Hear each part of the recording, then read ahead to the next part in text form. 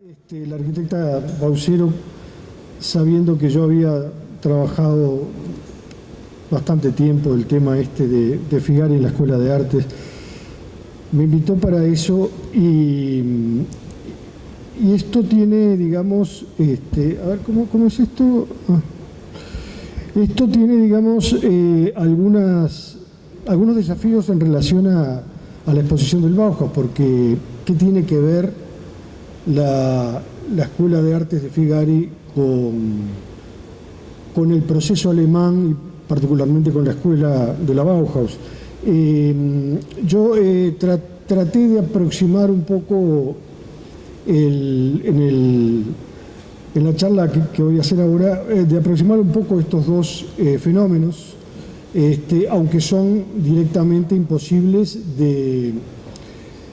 sí de cotejar en varios aspectos, pero no de establecer paralelismos, porque sería, digamos, una insensatez desde el punto de vista historiográfico. Ahora,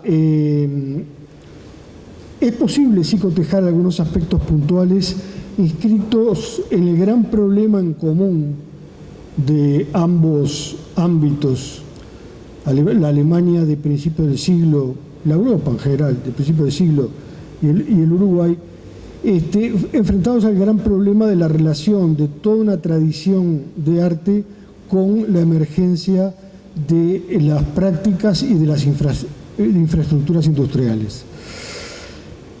En cuanto al caso alemán, acá me referiré principalmente al movimiento de la Deutsche Werbung,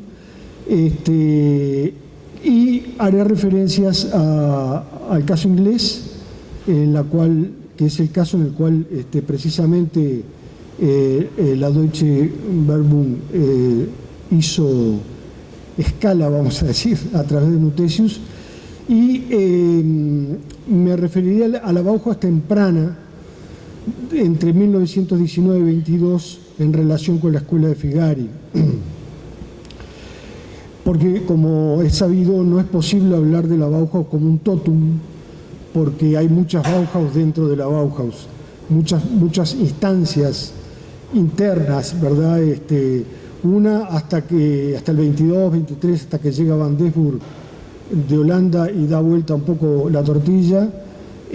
Otra instancia a partir del 28 con Hannes Meyer, otra instancia después al final con Mies van der Rohe, etc. Que es el proceso está muy fragmentado, el proceso de la Bauhaus. Pero yo me voy a referir solamente a los primeros años en relación a lo que sucedía acá en Uruguay. En primer lugar, en el entorno de la gran... Voy a leer algunas cosas para no irme por las ramas y otras las comentaré, lo que se me ocurra. En primer lugar, el entorno de la Gran Guerra, la pujanza de la competencia por los mercados mundiales, pasó a primer plano en la dinámica capitalista. Me refiero al caso europeo. Esta situación, obviamente, presentaba características distintas en Inglaterra, en Francia, en Alemania, y más aún, por supuesto, en el Río de la Plata. Aunque también guardaba, como plantearé a continuación, ciertas difusas similitudes. Alemania buscaba producir una oferta de productos industriales capaz de competir principalmente con la oferta inglesa. Esta última era fruto de una larga experiencia que durante el siglo XIX había comenzado rechazando los productos mecánicos y reivindicando la manualidad, para terminar luego, a fines de esa centuria, propugnando la comunión entre las tradiciones estéticas de un artesanado altamente sofisticado y las corrientes de renovación formal posibilitadas por los recursos tecnológicos de la industria. Este asunto trasladaba el problema de las identidades culturales nacionales europeas, en este caso alemana, al territorio de una producción industrial. Es decir, a productos cuya morfología aspiraba a tener una vigencia universal, pero al mismo tiempo representar el ser nacional. Ciertos rasgos de las identidades culturales nacionales aparecían así modeladas por el fenómeno de la competencia industrial a nivel mundial.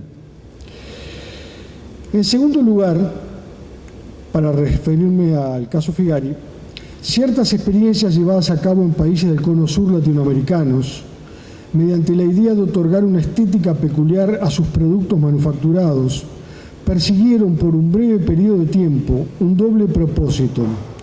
En primer lugar, construir identidad cultural a través de esa producción, acompañada de una pedagogía formadora de artesanos artistas. Y en segundo lugar, abrir oportunidades alternativas al hecho de ser meros exportadores de materias primas. Aquí no contaban tanto entonces problemas de competencia. En Uruguay la infraestructura industrial, tal como se la entendía en Europa, era inexistente. Contaban más bien propósitos de dignidad nacional. Por un lado se buscaba la visibilidad del país en el mercado internacional, ya no solo como productor de lana y carne, sino como productor también de artefactos culturales propios. Por otro, se predicaba la preparación de las fuerzas laborales locales y regionales para industrializar sus propias materias primas, en un momento en que las grandes potencias económicas las miraban ávidamente como nutrientes de su propio desarrollo industrial. Me refiero sobre todo al caso Uruguay y Argentina. Esta es, a mi juicio, una primera aproximación a las respectivas situaciones de Alemania y del Río de la Plata en lo concerniente a las llamadas artes industriales. En este sentido, trataré de plantear aquí esta cuestión del arte industrial o de las artes industriales como un término que jugaría como eje de una posible historia cultural, obviamente, pero sobre todo historia conceptual. O sea, la llamada historia conceptual es una historia que se basa un poco en los distintos sentidos que adquieren determinados términos en el correr de la historia y de acuerdo a los contextos particulares. Evidentemente que no era lo mismo artes industriales en Europa y particularmente en Alemania que lo que quería decir Figari cuando hablaba de artes industriales en Uruguay. Para empezar, conviene tener en cuenta que mientras en Argentina con Ricardo Rojas y en Uruguay con Pedro Figari, los intentos de crear escuelas de formación artístico-industrial fueron fenómenos relativamente aislados, sin posibilidad de ser debidamente diligenciados en el ámbito político, en Alemania la Escuela de la Bauhaus fue, en cambio, hija de una intensa tradición de debates en torno a la industria, el arte y la arquitectura, desarrollados desde fines del siglo XIX y particularmente a partir de 1907 con la fundación de la Deutsche Werbung en Múnich por parte de un grupo liderado por Hermann Muthesius, quien, al regresar de Inglaterra, aunó esfuerzos integradores entre arquitectos, artistas e industriales alemanes. El Werbung fue una institución sufragada por el Estado para integrar los oficios tradicionales con las técnicas industriales y de producción en masa, digamos, ¿no? Ya que Muthesius volvía de una larga estadía en Inglaterra y estaba decidido a aplicar ciertas pautas de diseño que había visto en las Art and Craft, pero involucrando a los recursos mecánicos de la industria alemana, contrariamente a lo que había sido el primer periodo de Morris, ¿verdad? Que era un periodo de las luchas contra la máquina, del cartesianismo y demás. Pero mientras el debate alemán tuvo como eje la arquitectura renovadora, desde la cual se consideró el problema del diseño en todas sus escalas, en Montevideo estos debates y propuestas se produjeron al margen de la enseñanza de la arquitectura y al margen de las incipientes o inexistentes industrias nacionales. Fueron propuestas enclaustradas en la Escuela de Artes y Oficios, la cual durante los 2 años en que Figari ejerció su dirección se centró en el arte manufacturero para el equipamiento doméstico, con especial énfasis en la formación integral de obreros artistas. La industria era, en la filosofía de este director, una manera peculiar de arte, vale decir, respetando los términos usados por él, una expresión peculiar de, cito, el ingenio en acción. Por lo tanto, las artes industriales tenían para el pensador uruguayo una significación humanista y hasta podría decirse socialista, en el sentido que buscaba con ellas crear una cultura social manufacturera, capaz de propiciar empresas familiares y de producir una estética propia con criterios propios. Algo de este socialismo estaba en Morris también, obviamente. Para Alemania, en cambio, la gran industria era ya una infraestructura tecnológica en pleno desarrollo, a la que había que sacarle partido desde el punto de vista estético, por razones de competitividad, integrando personal calificado en esa materia. Tal el concepto de artes industriales sostenido por Verboom en ese momento. Mutesius reivindica el concepto de forma como construcción mental independiente de todo cálculo racionalista y de todo sentido estrictamente funcional. Decía, lo cito, mucho más importante que lo material es lo intelectual, lo espiritual. Más importante que la función, los materiales y la técnica es la forma. Se trata de aquella forma, lo sigo citando, se trata de aquella forma que produce en nosotros fascinación y cuya producción es un secreto del espíritu humano, como lo son los conceptos poéticos y religiosos. Cierro la cita. Esta esencia metafísica de la buena forma, una noción que va a retomar Maxwell casi 40 años después, con la Good Form, en la escuela de Ulm, ¿no? Esta esencia metafísica era en buena medida tributaria de las ideas de Conrad Fiedler y su teoría de la pura visualidad, que es de 1887-90. Según esta teoría de Fiedler, la forma, digamos, o mejor dicho, las cualidades estéticas se aprecian por el puro acto de ver, sin necesidad de la mediación de ningún otro tipo de conocimiento, ¿no? Esta teoría recogía en parte el legado de Kant y de otros filósofos alemanes del siglo XVIII y XIX. Y se vinculaba, particularmente Fiedler, con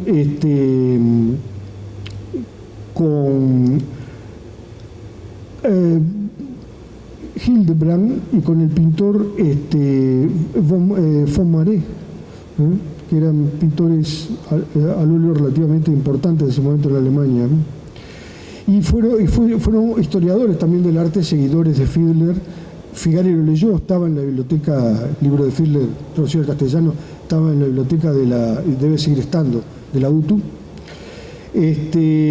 Fueron seguidores de este hombre también historiadores del arte como Wolfling, Buña, Venturi, Gombrich, etc. Es posible que Figari conociera la doctrina pedagógica que surgía de esa filosofía en lo que respecta a la finalidad de la educación como formadora de un sujeto integral, así como también conocía las bases metodológicas y conceptuales de los pedagogos activistas alemanes e italianos, sobre todo a Montessori, italiano, ¿no? Una frase de Figari es la siguiente: las escuelas fórmulas deben convertirse en escuelas acción. No obstante, la forma como concepto abstracto y como finalidad del método pedagógico no estuvo en la agenda filosófica de Figari, aunque sí lo estuvo como elemento mediador entre lo que él llamaba ideación del artesano, que es la ideación es una puesta en acción de la idea para Figari, ¿no? Para diferenciarlo de la idealización, que es otro asunto, ¿no? Donde interviene la fantasía y la memoria y puede también otros elementos como la melancolía, la nostalgia, etc. Educar es crear criterio productivo individualizado para Figari y no se hace en él referencia al concepto de belleza. La forma queda en libertad de creación individual y no hay una buena y una mala forma para Figari, sino que hay malos o buenos criterios de producción, según imiten lo europeo o busquen sugerencias regionalistas. La idea de Figari no es espiritualizar la industria, como era el caso de Mutesius, sino industrializar el espíritu de las clases medias, creando pequeñas industrias de tipo familiar. La espiritualización del trabajo, en este sentido, pasa por introducir en él la función intelectual diferencial de cada persona, compartiendo criterios colectivos en lo referente a la doctrina regionalista. Figari esta doctrina regionalista la aplica, digamos, entre otras muchas cosas, con la elección de materias primas regionales, como ustedes saben, o sea, las ágatas del norte uruguayo, la madera dura de Paraguay, la arcilla de ciertas zonas del oeste uruguayo y del norte argentino, etc., para la cerámica. La región, bueno, hay una polémica con Pedro Cosio importante de Figari antes que entre en la escuela, en el año 10, antes que entre como director en la escuela, que vale la pena citarla porque también hubo polémicas algo similares dentro del Verbum. Cuando Pedro Cosio estaba integrando la comisión de patronato de la Escuela de Artes y Oficios en el año 10, junto con el nuevo director que había venido recién de Francia, traído por Valle, que era Thomas Cadillac, Figari también integraba esa comisión y se oponía totalmente a la metodología de trabajo de Cadillac, porque en el fondo lo que buscaba Valle, lo que buscaba Cosio, era generar obreros que sirvieran a las incipientes industrias, sobre todo del Estado, a electricistas para las centrales eléctricas que Valle programaba, ingenieros químicos, o sea, una mano de obra que sirviera a estos profesionales como, digamos, instrumentos de trabajo, pero no pensaban, no tenían en mente este criterio de la formación artesanal como una formación integral del individuo, como una forma, digamos, de producción de sujetos autosuficientes desde el punto de vista intelectual y desde el punto de vista laboral.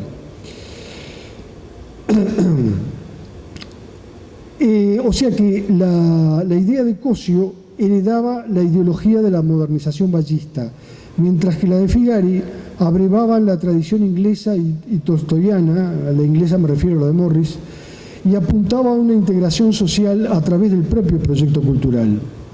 Decía Figari, nosotros debemos, a mi juicio, encarar la enseñanza industrial desde el punto de vista de las artes decorativas, más que desde el punto de vista fabril manufacturero. La preparación para las industrias fabriles no es conveniente para nuestro país, porque aquí pasarán muchos años antes de que sea un centro fabril. Formar simples obreros manuales no es llenar una misión social, desde que tiende a proveer operarios a los establecimientos industriales, mientras que formar personas criteriosas, aptas para las múltiples formas de la producción industrial, es contribuir directa y lo más intensamente posible a la cultura nacional. Bueno, acá intenté hacer un pequeño resumen de estos conceptos de arte industrial en el caso alemán, que se estaba gestando, digamos, en el caso alemán, y el que se gestaba en el caso uruguayo. Uruguayo-argentino, ¿no? Porque tenía muchos puntos de contacto Ricardo Rojas con Figari, desde el punto de vista teórico y desde el punto de vista de sus propuestas. En el caso de alemán, el objetivo principal era modernizar el diseño para poder competir internacionalmente, ¿no? Y por eso se partía de esa necesidad de educar en cuanto al sentido de la forma. Y por otro lado, al vincular esa formación estética con una cultura técnica que la proporcionaba la propia infraestructura industrial alemana, con criterios de funcionalidad y con conocimiento sobre la propia tecnología, se podía hacer una conjunción de arte y oficio capaz de producir un arte industrial, entre comillas, competitivo. En el caso de la Escuela de Artes, estoy con el esquema repitiendo un poco lo que ya dije, pero a efectos de clarificarlo un poco con el esquema, ¿no? En el caso de Figari, lo que importaba era vincular la cultura productora individual, potencialmente, en estado potencial en cada persona, digamos, que había que desarrollarla a través de la educación. Él le llamaba industriosidad a eso, o sea, toda persona tiene un potencial de industriosidad que es necesario desarrollar. Vincular esa cultura productora individual con una cultura regional, que es una cultura social, heredada. y en este sentido hablaba de un alma sudamericana, como vamos a ver ahora, lo voy a citar. De este modo, la ideación más la producción, o sea, la ideación en el sentido de creación de diseño más la producción, generaría esta idea de un arte industrial cuyo objetivo principal no era tanto generar productos competitivos, sino formar sujetos con conciencia productora propia. Hay un punto de referencia común en las ideas de Muthesius y la de Figari, que lo constituye la influencia internacional de las art and craft inglesas, particularmente las ideas de William Morris, por más que las interpretaciones que de esa experiencia hacen uno y otro son diferentes. Muthesius asumió de manera crítica la tradición inglesa porque rechazaba el antimaquinismo de Morris y se acercaba más al concepto de artes industriales cultivados por las art and craft en el último decenio del siglo XIX, ya con el Art Nouveau, ¿verdad? Decía Figari, Ruskin, gran cultor de la belleza, tiene que haber influido poderosamente en el desarrollo artístico de Inglaterra, pues lo cierto es que allí ha tomado un amplio desenvolvimiento ese cultivo en todas sus formas. En dicho país, como en Alemania, se dan muchísimos cursos de arte industrial y en casi toda Europa. Es difícil excluir el arte de cualquier manifestación industrial. La prescindencia del arte ya no es posible tampoco en nuestro país. Cierro la cita de Figari. Claro, cuando hablo de que Morris sobre todo se inclinaba por el último periodo de las art and craft, que en el caso inglés está muy paradigmáticamente representado por la Escuela de Glasgow, me refiero precisamente a eso, a Charles Mackintosh, el arquitecto inglés que no solo hizo arquitectura, sino que hizo una amplia gama de diseño de interior a partir de una concepción integradora también del ambiente.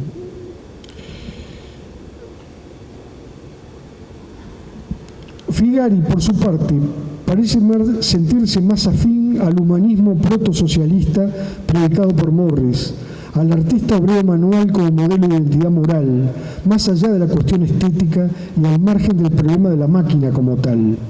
En su informe de 1903, acerca de un proyecto que le había presentado de ley para una escuela de artes, Figari dice: más allá de la arquitectura, la pintura y la escultura, deben surgir vigorosamente las artes aplicadas, que impulsarían el florecimiento industrial, puesto que intervienen íntimamente en la edificación, en parques, en jardines, en cerámicas, tejidos, cristalería, muebles, herrería, escenografía, encuadernación, fototipia, psicografía, litografía, etc.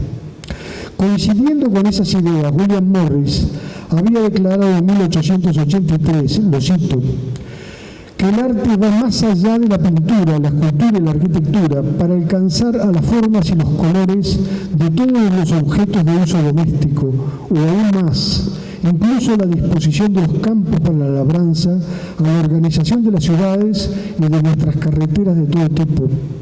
En una palabra, a todo lo que rodea nuestra vida.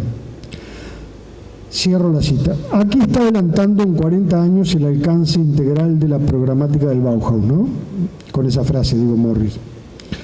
Esta idea era compartida también por el Warburg, pero este último ponía a la arquitectura en el centro del problema y a la mecanización industrial como mediadora insoslayable entre el diseñador y la excelencia de los resultados formales.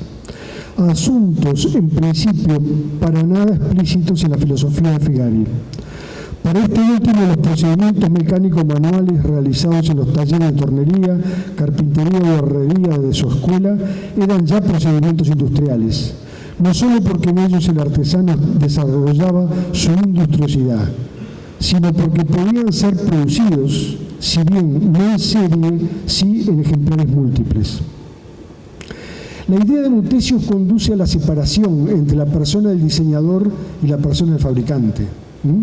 a la larga produce diseñadores, lo cual es muy legítimo, ¿no? Y fue el proceso que impulsó el diseño, no solo, y hay que tenerlo en cuenta esto, no solo de la Bauhaus, porque suele ser muy olvidada la Biotemas de Moscú, que se crea después de la Revolución y que tiene una irradiación internacional impresionante, ¿no? Como creadora de diseño, como lo fue Rodchenko, Lissinsky y todos esos monstruos, ¿no? Que tuvieron influencia en Alemania también, porque hubo intercambio. Van Desburg fue a Moscú y de Holanda fue a Moscú y luego a Alemania.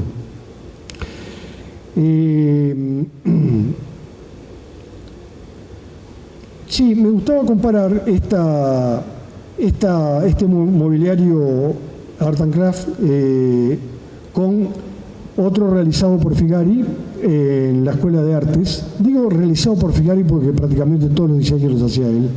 No hubo tiempo para producir diseñadores en la Escuela de Artes. Había una urgencia muy grande, ¿no? En ese sentido. Los elementos más notorios de la estética figariana en los mobiliarios eran, por un lado, la rusticidad, entre comillas, en el sentido de la sencillez formal y del respeto por la naturaleza de los materiales. Y en segundo lugar, la honestidad, también entre comillas, en el sentido de que el producto dejara a la vista los procedimientos constructivos utilizados, sobre todo en los casos de mueblería. En este caso, dejar a la vista todos los herrajes, como sucedía también en las Art and Craft, y dejar a la vista, fíjense estas sillas, que son las mismas que se ven allí, que ya son del año 16, y la silla de Rietveld es del año 23. Estos detalles que se pueden ver ahí de los bulones de las sillas que quedan vistos. ¿Qué pasó?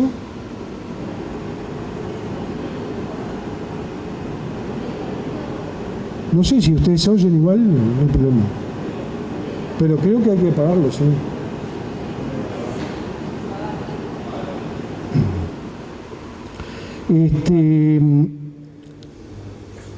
Bueno, no me acuerdo en qué estaba. Esto es un detalle de las sillas. Y esta es la silla de Rietveld, que es del año 23, ¿no?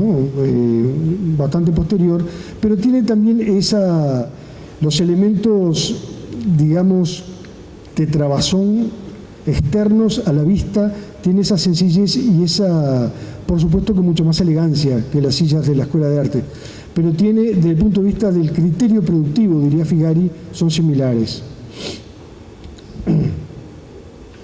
Acá hay una cuna también realizada en el taller de mueblería de la Escuela de Artes, y hay un detalle de los elementos a la vista, que en este caso es la cuña de madera que permite sacar el travesaño superior y dejarlo sin cobertura a la cuna. Estos son muebles dibujados por Figari, lo cual prueba, en todos ellos está muy, muy explícita la herrería, ¿no? Lo cual prueba que Figari se mató trabajando en diseños hasta con medidas, cada parte, ¿no? Para la producción del taller de mueblería, ¿no? Que fue el propio Figari o su hijo Juan Carlos. Los dibujos son difíciles de identificar de uno y de otro. Estos son dos juegos de comedor realizados en la Escuela de Artes del año 16. Los muestro para que vean un poco en qué consiste ese carácter rudimentario, vamos a decir, entre comillas, del estilo, esa cosa un poco de rural, entre comillas, también, ¿no?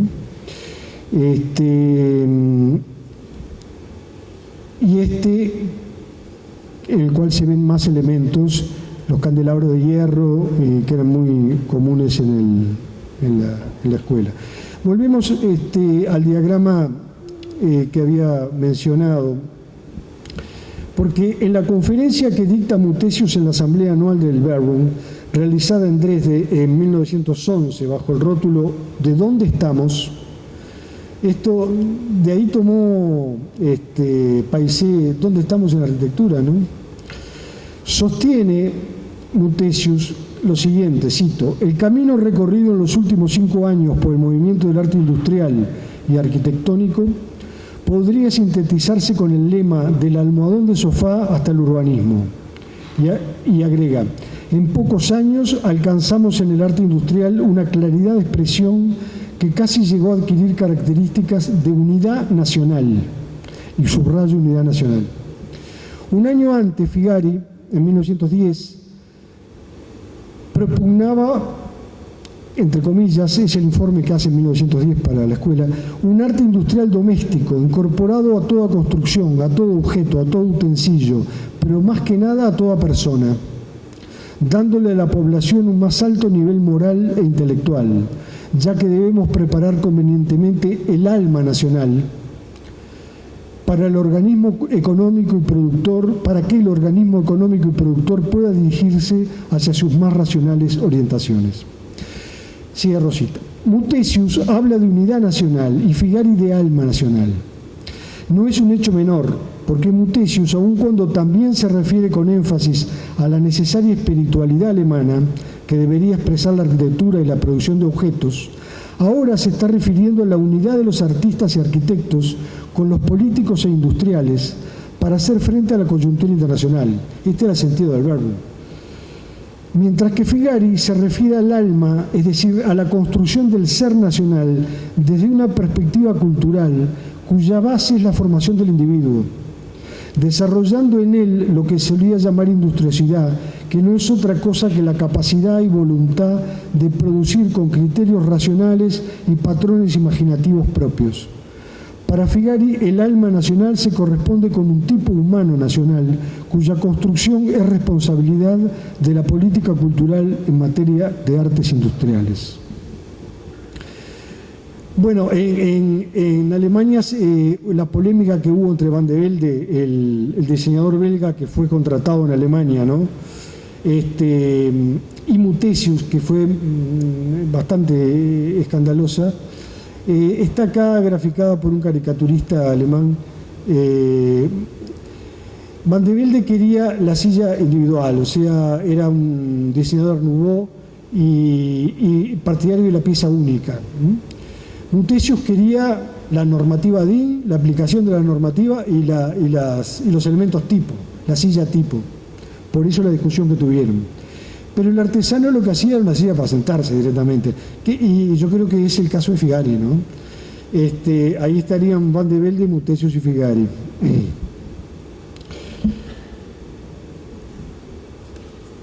A la izquierda, un mobiliario hecho por el gremio de los artesanos alemanes en 1908.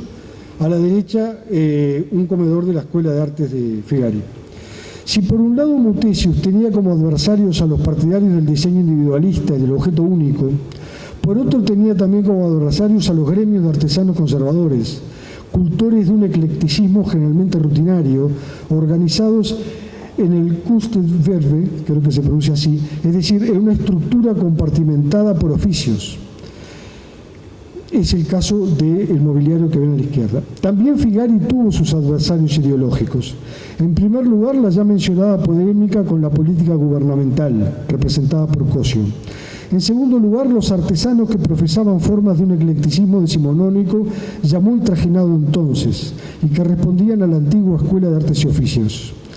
En tercer lugar, a la Facultad de Arquitectura, en cuyo informe se critica severamente la concepción rústica de los muebles y objetos producidos en la escuela, al tiempo que se reivindica al arquitecto como único diseñador legítimo del mobiliario arquitectónico.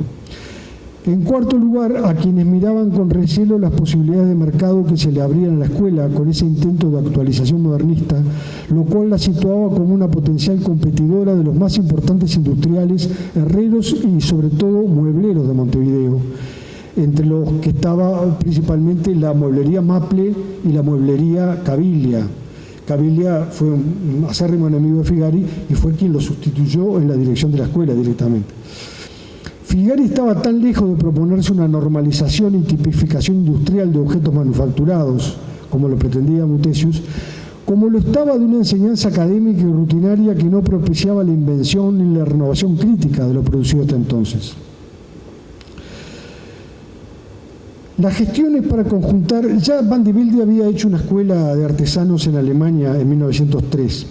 Las gestiones para conjuntar la escuela esta de Van de Velde con la Academia de Bellas Artes de Weimar, una intención apoyada por el Verbum, fue la que propició la fundación en 1919 de la Escuela de Bauhaus, uniendo en un solo centro educacional ambas instituciones. El hecho de que en esos primeros años, del 19 al 22-23, la dirección de la Bauhaus debiera negociar metodologías pedagógicas, procedimientos técnicos y soluciones estéticas entre quienes poseían una voluntad renovadora radical en el diseño, caso de Gropius, pongamos. Incluso Peter Behrens, y quienes estaban del otro lado todavía ligados a la herencia de conceptos académicos y de tradiciones artesanales eclécticas, los llamados artesanos que se autodenominaban folcloristas o nacionalistas, caracterizó a esa época de la Bauhaus como un periodo vacilante en sus métodos y resultados. Por eso me interesa tomar ese periodo, porque es el que más se asemeja a lo de Figari, que fue muy vacilante en todos sus diseños y en todas sus concreciones formales. De ahí que este sea el periodo más adecuado para relacionarlo en ciertos aspectos con la Escuela de Arte. De hecho, el eclecticismo estético y filosófico había dominado a Europa en el siglo XIX. En nuestra universidad, el pensamiento de Victor Cousin impregnó varias generaciones hasta la introducción del positivismo, el cual tampoco fue capaz de extirpar las raíces eclécticas del gusto finisecular. Volvamos a la Bauhaus. Gropius lee un fragmento del manifiesto de 1919 que lo firma Gropius, y hubo siempre dudas sobre quiénes más intervinieron en este. Según Gropius, según la correspondencia de Tomás Maldonado con Gropius, fue el propio Gropius quien le dio la forma final y por supuesto quien lo firmó. Arquitectos, escultores, pintores, todos hemos de retornar a la artesanía, entre signos de admiración. Formemos pues un nuevo gremio de artesanos sin la arrogancia clasista que pretendía levantar un presuntuoso muro entre artistas y artesanos. Esto que dice Gropius lo suscribiría Figari perfectamente. Deseemos, inventemos, creemos en común la nueva construcción del futuro que se alzará un día hacia el cielo como símbolo cristalino de una nueva fe venidera. El principio de esta cita es perfectamente confundible con una cita de Figari. Si bien existía una coincidencia de la escuela de Figari con la Bauhaus en cuanto a una pedagogía basada en el activismo de taller, en el caso alemán tuvo particular importancia el curso preliminar, en el cual se realizaban ejercicios formales, llamémosle abstractos, vale decir, donde tanto el pensamiento geométrico como las más libres pulsiones del inconsciente se convertían en objetos materiales. Acá hay algunos ejemplos del curso de Johannes Itten. Estas últimas, los objetos materiales, fueron especialmente, las pulsiones del inconsciente, fueron especialmente cultivadas en el curso preliminar dirigido por Itten entre 1919 y 1922. Los cursos preliminares tenían el objetivo de dar lugar a un espacio de transición mental, digamos, antes de afrontar el problema del diseño en términos de forma-función. Tal espacio no existió como tal en la escuela de Figari. Es de presumir que, debido a la urgencia con la que él mismo llevó a cabo su trabajo, buscando poder mostrar públicamente al cabo de un año resultados que pretendía que fueran consistentes y hasta sorprendentes, es presumible, digo, que debido a eso haya acortado los tiempos y diseñado él mismo o su hijo los prototipos que actuarían como orientadores del trabajo en los distintos talleres. El curso de Itten, el curso que de Itten y después fue de Albers y de otros, ¿no? Ese curso preliminar de la Bauhaus fue lo que después tomó la Escuela de Bellas Artes acá a partir del 60, ¿no? Sobre todo con iniciativas de Randonea. Acá tenemos a la izquierda un candelero de Verbum, creo que diseño de Behren, y un candelero de la Escuela de Artes, prácticamente la misma época, son muy pocos años de diferencia. Por de pronto puede verse aquí que el expresionismo predominante en los cursos de Itten estaba desde años antes presente en algunos objetos ya realizados por maestros del Verbum. En este caso se trata de un candelero con recipiente de fósforos. A la derecha vemos un candelero de hierro forjado realizado en la escuela de Figari. Por razones muy diferentes, también este objeto presenta puntos en común con el expresionismo, en este caso gestual, ¿verdad? La expresividad del elemento consiste en poner en evidencia el trabajo del forjado directo como si fuera el gesto primario, rudimentario de un dibujante. Es en esencia un gesto opuesto a la soltura y certeza con que se mueven en el espacio las líneas de los diseños Art Nouveau de un Henri van de Velde o de un Charles Boissy, ¿no? Esto en Figari es deliberado. Su opción renovadora pasaba justamente por una suerte de antiestilo, por una invención de rasgos decididamente primarios. Y esta es una de las fuentes de su, que vamos a tratar en unos minutos, de la fuente de su polémica posterior con Milo Beretta y el apartamento de Milo Beretta de la escuela.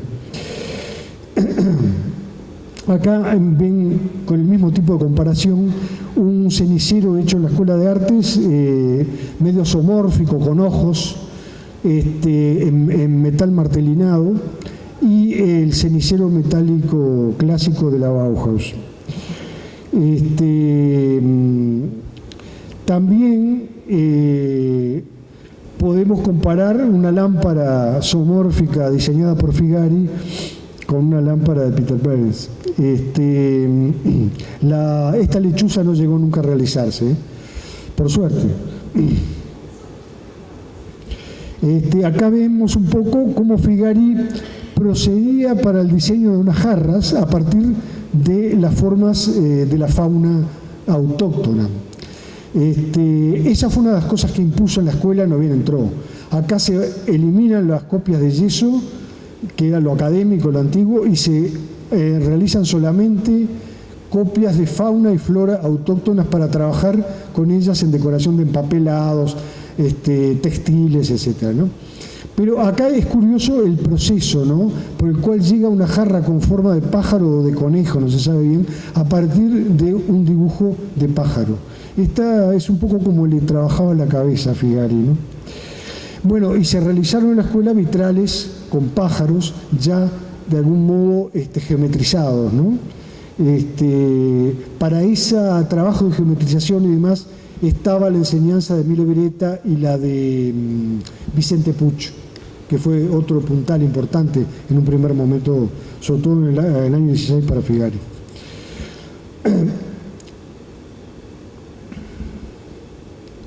Acá son dibujos de Figari de jarros de cerámica también, y donde se puede ver un poco el proceso también de zoomorfismo en algunos de los casos. Bueno, acá estamos en un tren de comparación totalmente de casualidades. Acá no hablamos de causas, ni de influencias, ni de nada por el estilo. Lo de la izquierda es una cerámica escuela de arte, la derecha una Bauhaus del 20. Por eso creo que esa producción del Bauhaus muy temprana, muy vacilante, se le pueden encontrar puntos de contacto formal con lo de Figari.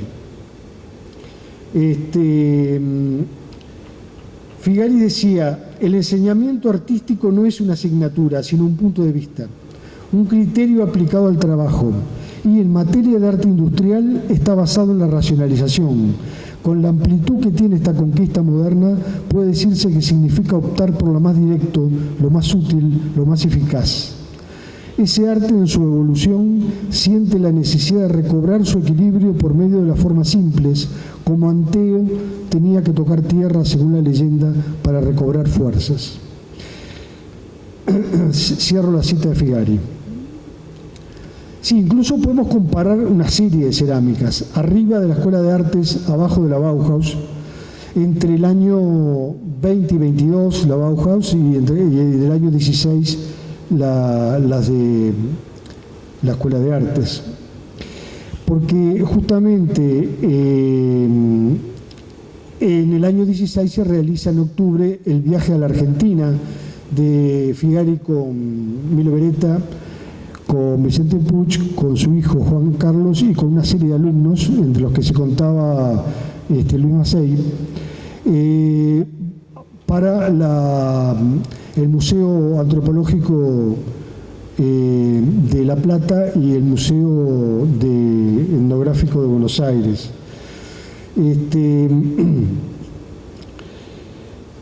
Y allí es donde ven en esos museos las cerámicas santamarianas y diaguitas del norte argentino, que van a tener enorme influencia en la producción de cerámicas de la escuela de Figari. Estos son los dibujos que hace Figari en una libretita de viaje que llevaba. Los dibujos que hace copiando cerámicas santamarianas y diaguitas la cultura santamariana es del siglo IX al siglo XIX, y la diaguita también, son del 800 al 1800 y algo, ¿no? Después de Cristo, obvio.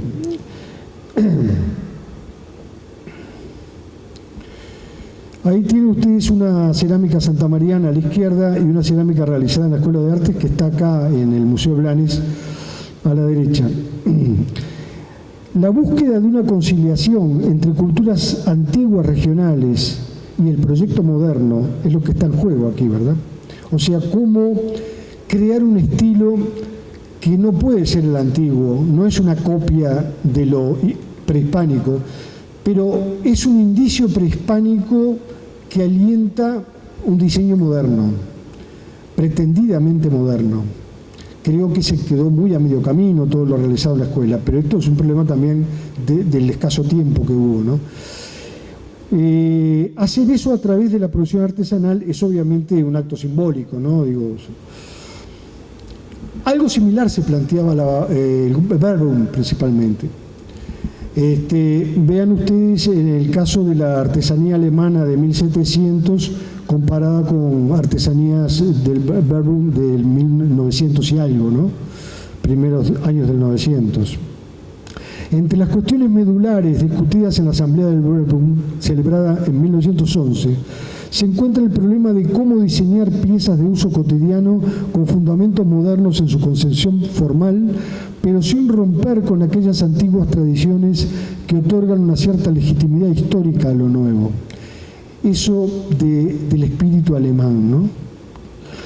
El término Heimatschutz, reiteradamente usado en esos debates, se refiere precisamente a eso, el oficio, ¿no? Al hecho de renovar sin imitar lo antiguo patrimonial, pero sí dándole continuidad de sentido a esa cultura patrimonialista alemana. Los distintos consejeros intervinientes en el debate señalan la necesidad de ese equilibrio, porque en la Asamblea del Verbum habló Mutesius y después hablaron otros consejeros y hubo un diálogo que fue publicado por la Facultad de Arquitectura, debe estar todavía conseguible. Los distintos consejeros intervinientes en el debate señalan la necesidad de equilibrar esas dos instancias históricas y buscan convencer y convencerse de que no existe contradicción entre los movimientos del Verbum y los sentimientos del Heimatschutz, de lo antiguo. Cerámicas de la ENAO, de la Escuela Nacional de Artes y Oficios, en el periodo de Figari.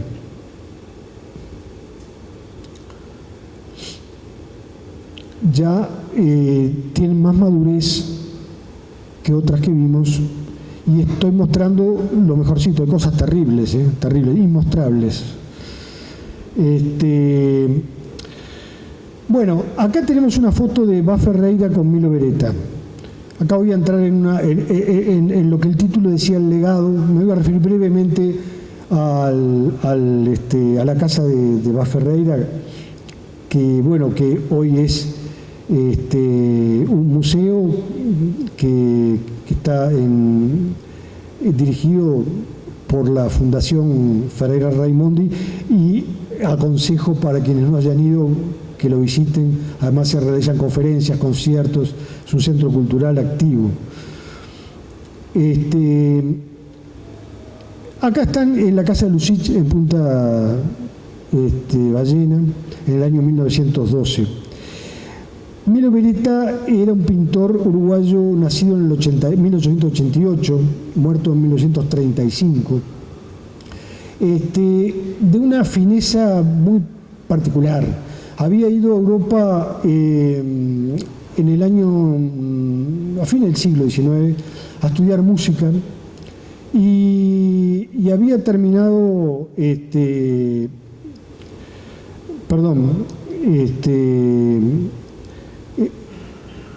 no tengo acá la fecha de nacimiento me equivoqué cuando dije 88, 1870. Y falleció sí en 1935. No, el 88 que yo tenía en la cabeza es la fecha en que viajó a París, viajó a Europa. Y estuvo ahí 10 años prácticamente. Fue a estudiar música y luego se quedó en el taller de Medardo Rosso, estudiando escultura y viendo pintura. Trajo acá pinturas de Vuillard, de Bonnard, que Figari tuvo oportunidad de verlas por primera vez originales de ellos, y trajo la famosa Diligencia Tarascón de Van Gogh. Y las tertulias que tenía acá cerca, en la calle Lugano, y 19 de abril, casi 19 de abril, eran famosas porque, bueno, ahí se reunía toda la crema intelectual, sobre todo de artes plásticas, desde Blanes, Viale, a Herrera, en fin, todos los pintores modernistas de principio de siglo se reunían ahí. Este es un óleo de Milo Beretta que está en la casa de Baferreira, seguramente regalado por Milo, y que muestra un poco esa fineza en el paisaje, que no es la pintura ni de Cuneo, ni de Arsaud, ni de todos los paisajistas, ni de Echevarne Vidar siquiera, que es al que más se parece, pero tiene una riqueza de dibujo y una fineza de dibujo muy peculiar. Presento todo esto porque va a tener gran influencia en la escuela y gran influencia porque va en la casa de Bas, porque es el que va a diseñar el mobiliario. Acá vemos cuando Baferreira comienza la construcción de esa casa, que la construye Reboratti, por el año 18, son los planos creo, 19, por el 18, y en esa época se inicia la construcción. Milo Beretta aconseja seguramente a Baferreira, porque en los diarios de toda esta obra de la Escuela de Arte se subastó en remate público en fines diciembre del 16, noviembre y diciembre del 16. Y en Gomezul y Castells, en el archivo que ahora tiene Castells, están los documentos de las ventas y a quiénes se les vendieron cada pieza. De manera que ahí queda registrado que Baferreira compró, lo que compró Baferreira está registrado en el archivo de Castells. Y esto ha sido seguramente por consejo de Milo. Básicamente fueron adquiridos esos muebles y objetos por pocas familias montevideanas. El caso de Baferreira compró un mueble de dormitorio, algunas sillas, y el vitral que vemos a la derecha, que está en la puerta de entrada, y que la foto a la izquierda es cuando estaba expuesto en la Escuela de Artes. Tiene una pequeña reforma. Los objetos y muebles fueron adquiridos por unas pocas familias. Y es interesante esto porque a William Morris le había pasado lo mismo. William Morris estaba decepcionado porque él había querido crear un arte social que se extendiera socialmente como producción, digamos, con una base de clase media inglesa, y resulta que a su empresa le compraban solamente una aristocracia inglesa, los productos de la Art and Craft de Morris. Y esas ideas socialistas de Morris se venían abajo con esa experiencia, ¿no? él estaba bastante decepcionado. Con Figari pasa algo similar, porque en el remate los que compran son familias, vamos a decir, no fuertemente, pero sí de una clase media alta y de clase alta. En primer lugar, la familia Figari compra muchos, la familia Ferreira, la familia Pietra Caprina, la familia Superviel, Piria, Figueira, los Castellanos, Terra, Herrera Maclín, Arteaga, Peirano, entre otras. Menciono solamente algunas, pero todas son de este mismo rango social.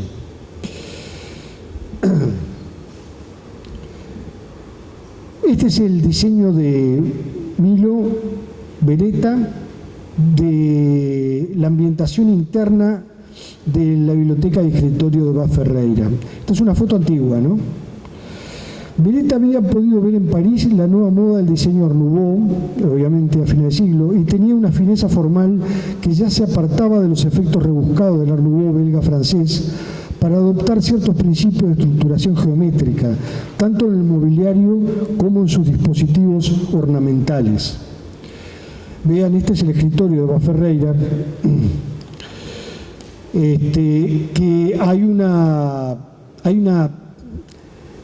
este hecho de que la tabla esté elevada y suspendida en esos pequeños metales que a su vez tienen un agarre metálico muy bien diseñado, cada uno un apoyo, digamos, un soporte en la madera, que ahora vamos a ver un detalle. Todo esto habla de una precisión de diseño que obviamente pudo haber estado presente a través de él en la escuela dirigida por Figari, pero que acá se ve de una manera muy fuerte en los diseños de la Casa Bas Ferreira. Lo mismo en el cenicero de la Casa Bas Ferreira y en la lámpara de escritorio, donde también de metal y con piedras ágatas, ambas cosas en la base, que era una de las preferencias de Bas Ferreira. Vemos cómo hay una elegancia que no encontramos en los productos, la verdad, de la Escuela de Artes de Figari, y hay también principio de geometrización, no hay esa cosa tan suelta y tan curva, de pura curva, que tenía el Art Nouveau belga francés. Este es un detalle del apoyo metálico en la madera. Vemos ahí el detalle de la ranita, que es interesante como puente con lo que pasaba en Argentina, ¿no? Porque la ranita es el detalle diaguita, ¿no? La ranita estaba muy... A ver sí, acá vemos otro detalle de herrería y el dibujo de Figari de la libreta de viaje, donde se ve la ranita, que luego se aplicará en prácticamente muchos de los diseños de la Escuela de Artes de Figari, y la va a aplicar Milo Beretta en la Casa Bas Ferreira. Este es un caso de la ranita en un gong de cobre de la Escuela de Artes de la época de Figari. Está el gong y el detalle de la ranita allí. Esta es un pictograma diaguita en una roca del norte argentino, y este es el libro que hizo el arquitecto Gresleben, porque ahí hubo todo un movimiento en Buenos Aires, creado básicamente por Rojas, por Ricardo Rojas, que publicó Urindia, como ustedes saben, pero antes había publicado una serie de cosas. Urindia es del 24, pero publica desde el año 1907 Rojas, y siempre con esa idea de fusión de lo hispano con lo indígena, ¿no? Y Gresleben era arquitecto, igual que el caso de Ángel Guido, que es el que le hace la casa a Rojas, y trabajan mucho, estudian mucho la parte arqueológica prehispánica del norte argentino. Y este es un libro editado por Gresleben que tiene justamente a la ranita en la tapa. Ahora, este es el cielo raso que Milo Beretta diseña y pinta con la ayuda de los hijos de Vaz Ferreira en la casa Vaz, en ese escritorio que vimos de biblioteca. Este es un fragmento, una parte, ¿no? Evidentemente que hay elementos, vamos a decir, neoprehispánicos, como le llamaban en Argentina. Acá vemos una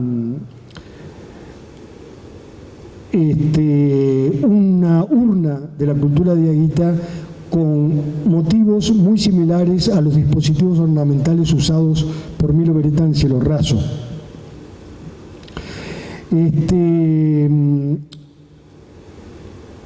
Greslevin llegó a calificar a su propio estilo de arquitectura como euríndico, una pretendida síntesis del europeo y americano.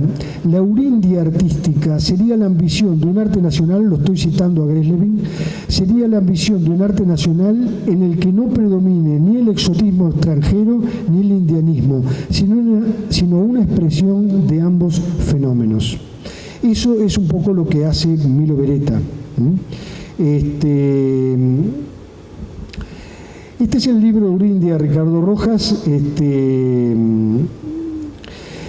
Ya Ricardo Rojas, y esto me importa señalarlo, en 1914 había propuesto la creación de una escuela de artes industriales bajo la jurisdicción de la Universidad de Tucumán que generase una corriente de modernidad basada en las tradiciones. 1914, un año antes de que Figari asuma la dirección de la escuela. ¿Figari no conocería estas ideas de Rojas? Por supuesto que sí. Cita a Figari en un artículo que yo no pude traer acá, no lo pude ubicar y por eso no lo cito, porque no me acuerdo qué artículo es, pero me acuerdo que cita tanto a Mañasco como a Ricardo Rojas, Figari. Rojas dice lo siguiente: han de diferenciarse las artes de producción individual, lo dice en 1914, como la música, la poesía o la pintura, que nacerán por obra independiente de artistas geniales, y las artes de producción colectiva, como los tapices, los vasos, la joya, los muebles, la encuadernación, la tipografía, la cocina, el repujado de metales, las esencias del tocador, las molduras arquitectónicas, etc. Todas ellas susceptibles de organización industrial y colectiva. Prácticamente es lo mismo de una frase de Figari ya leída. Y bueno, justamente propone Rojas tanto en su libro de 1910, Blasón de Plata, como después en Eurindia, dice que la solución ha de hallarse bajo las normas de Eurindia en una colaboración de todas las artes sintetizadas por la conciencia total de la vida americana. Habla de la raza americana también, ¿no? Algo vasconceliano. La fuerza subconsciente de la raza, dice Rojas, entendiéndose por raza un tipo espiritual y no un ente físico o étnico. Este es el interior de la casa Rojas, diseñado por Ángel Guido, con las pinturas euríndicas. Algo muy comparable, ¿verdad?, al interior del cielo raso de la casa de Figari, al interior. Ambas son las bibliotecas de las respectivas casas y ambas están tocadas por ese elemento.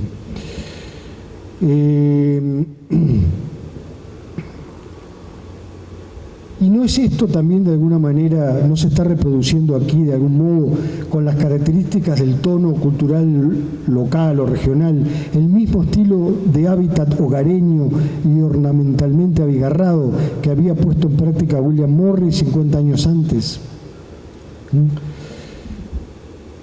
Este es un ambiente diseñado por la Escuela de Artes en la época de Figari, morrisiano. Y por último, termino, un paralelismo exótico. El diseño que Peter Behrens hace para el logotipo de la AEG, la compañía alemana de electricidad, donde él trabajó como diseñador desde el año, creo que 1907, por ahí, y los diseños balbuceados por Figari en la libreta de viaje, la misma libreta de viaje a La Plata, de lo que sería el logotipo que se imprimió después en las cerámicas.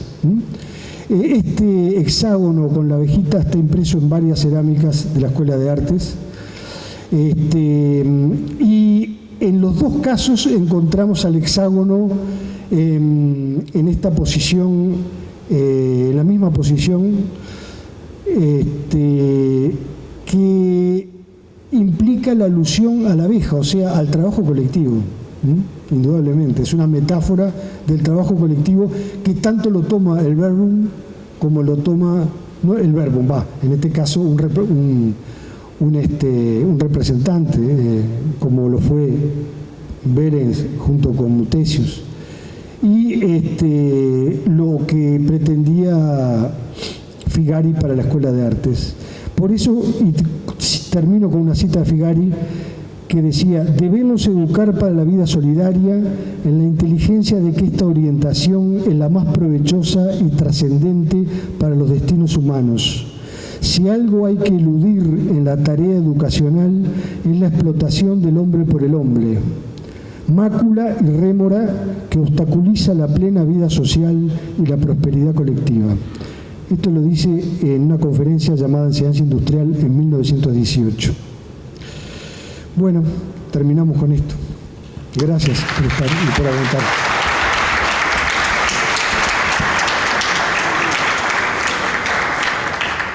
Bueno, parece que no. Muchas gracias. Los esperamos entonces este jueves, ¿no? Jueves 25. Buenas noches y gracias.